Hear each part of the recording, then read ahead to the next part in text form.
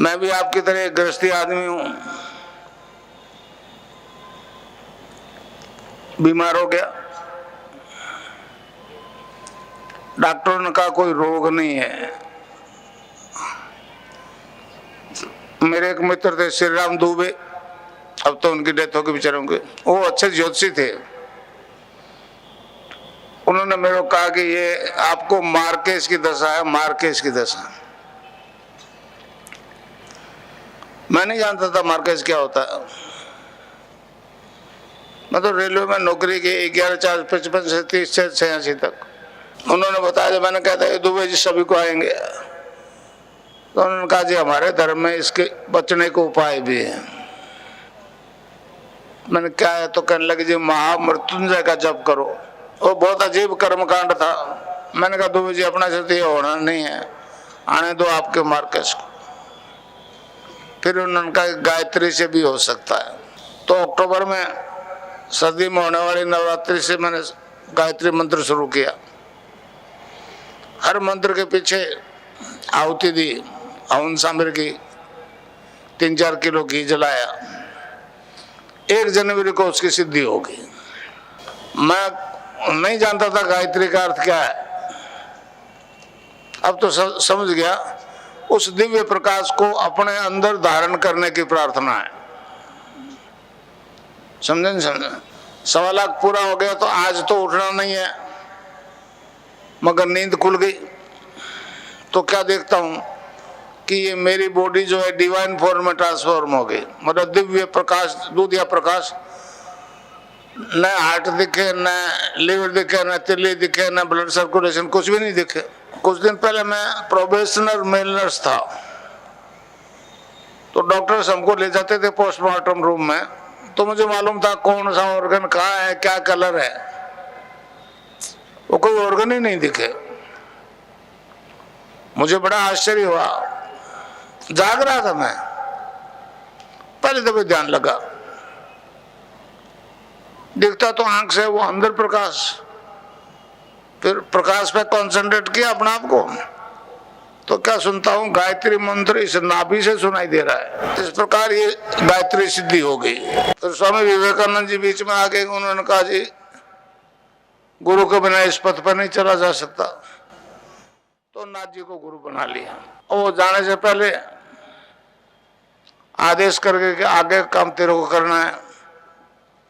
तो 7 साल पहले प्री मैच्योर रिटायरमेंट लिया, 30/86 को रिटायरमेंट लिया। 90 तक मैं अपने आप में अलग से बैठता था कि कहीं तेरे को भ्रम तो नहीं हो गया, दुनिया में निकलेगा लोग बदनाम करेंगे। फिर ये पातंजलि योग दर्शन आया, गीता आई, कई ग्रंथ आए, अपना पाए, मेरे शिष्यों ने दिए। ऋग्वेद का उत्तरार्ध आया, तब समझ में आ गया कि मामला तो ठीक है। फिर 90 से मैंने शुरू किया। मैंने